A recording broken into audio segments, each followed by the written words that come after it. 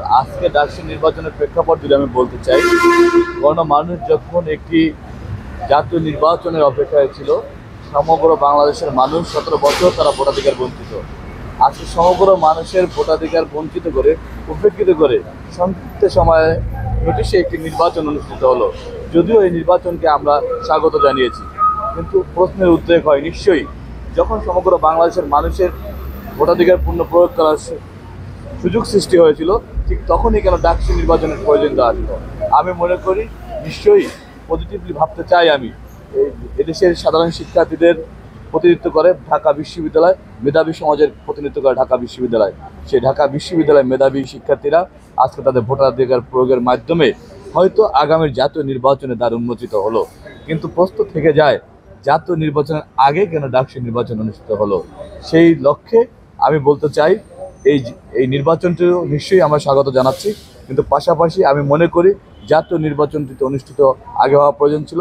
কারণ আমরা যারা ঢাকা বিশ্ববিদ্যালয়ের শিক্ষার্থী রয়েছি, তারা হয়তো ভোটাধিকার প্রয়োগ করার সুযোগ পেলাম। সমগ্র বাংলাদেশের মানুষ, 18 কোটি মানুষ ভোটাধিকার বঞ্চিত, তাদের কিন্তু আজকে ভোটাধিকার প্রয়োগ করার সুযোগ হলো না।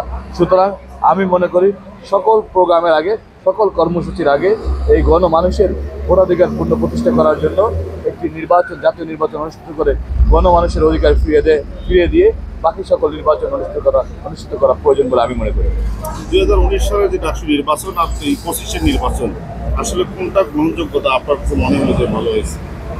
দেখুন, 2019 সালে যে নির্বাচন, সেটি তৎকালীন সময়ে আমরা লক্ষ্য করেছি 2018 সালের 30 ডিসেম্বরের রাতে যে নৈশ ভোটের যে নির্বাচন, তার পরবর্তী সময়ে একটি অগণতান্ত্রিক ফ্যাসিবাদী সরকার এই রাষ্ট্রে কায়েম ছিল।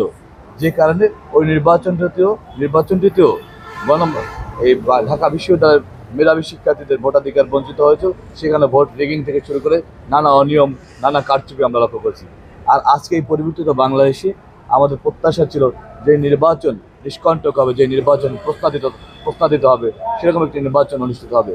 কিন্তু নির্বাচনের প্রারম্ভে আমরা লক্ষ্য করলাম একজন শিক্ষার্থী বোন, তার হাতে একটি ব্যালট দেওয়া হয়েছে, যে ব্যালটে একটি নির্দিষ্ট প্যানেলের দুজন নির্বাচনে অংশগ্রহণকারীর নাম টিক দেওয়া ছিল।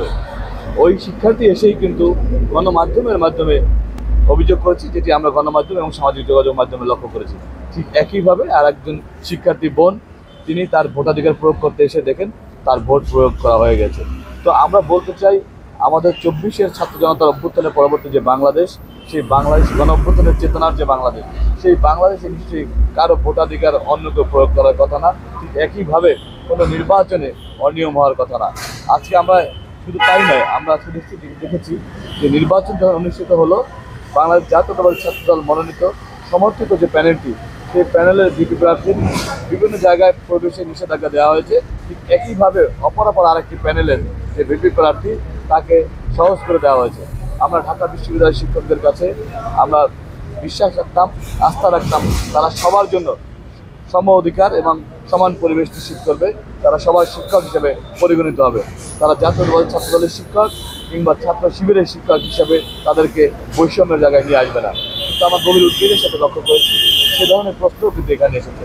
তারপরেও আমরা 24-এর ছাত্র জনতার অভ্যুত্থানের পরবর্তী সময়ে আমরা ঐক্যবদ্ধ বাংলাদেশ দেখতে চাই। সেই লক্ষ্যে জাতীয়তাবাদী ছাত্রদল সমর্থিত যে প্যানেল, নিঃসন্দেহে তারা আমাদের কাছে আসার পরে আমরা তাদের প্রতিক্রিয়া জানতে পারবো। আর আমরা বিশ্বাস করি এদেশের সমগ্র বাংলাদেশের শিক্ষার্থীদের প্রতিনিধিত্ব করে জাতীয়তাবাদী ছাত্রদল, এই প্রতিশ্রুতিশীল ছাত্র সংগঠনের যে সমর্থিত যে প্যানেল, সেই প্যানেলটি আসলে আমরা দৃঢ়ভাবে বিশ্বাস করি ক্যাম্পাসের আভ্যন্তরীণ যে পরিবেশটি ছিল নির্বাচনে, সেই পরিবেশটি আমরা আরও সুস্পষ্টভাবে আপনাদেরকে ব্যাখ্যা করতে পারবো। দেখুন, একটি অভিযোগ যে বায়বীয় ছিল সেটা প্রমাণিত হয়েছে। জাতীয়তাবাদী ছাত্রদল সমর্থিত প্যানেলের যে ভিপি, তার বিরুদ্ধে যে অভিযোগটি ছিল, তিনি আপনি নিশ্চয়ই লক্ষ্য করেছেন। প্রথম আলো সেই নিউজটি করার পর তারপর আবার সংশোধিত নিউজ তারা কিন্তু প্রকাশ করেছে।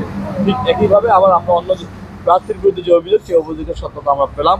আমরা দেখলাম তাদের যে লিফলেটটি, সেই লিফলেটটি কাগজে মোড়ানো, পকেটে দেওয়ার মতো, এবং সেটি বিভিন্ন জায়গাতে সেটি উদ্ধার করা হলো। সুতরাং একটি অভিযোগ ছিল অনির্বিপ্রত, আর একটি অভিযোগের সত্যতা আমরা পেলাম। কিন্তু সবশেষে আমি যেটা বলতে চাই, আমার মিছিলের ষড়যন্ত্রের বিরুদ্ধে কথা বলতে আমার নিশ্চয়ই অনাগ্রহ রয়েছে। আমরা যারা সবাই মিলে ঐক্যবদ্ধ বাংলাদেশ গড়তে চেয়েছি, ফ্যাসিবাদ মুক্ত বাংলাদেশ গড়তে চেয়েছি, তাদের মধ্যে বিভাজন সৃষ্টি হলে আমি মনে করি কারোর জন্যই মঙ্গল হবে না, বাংলাদেশের জন্য মঙ্গল হবে না। তাই সবার আগে বাংলাদেশকে ধারণ করে আমরা আগামীর বাংলাদেশ হবে ঐক্যবদ্ধ বাংলাদেশ, এবং ঢাকা বিশ্ববিদ্যালয় বাংলাদেশের প্রতিনিধিত্ব করবে, মেধাবী সমাজের প্রতিনিধিত্ব করবে, সেই প্রত্যয় আমি রাখছি।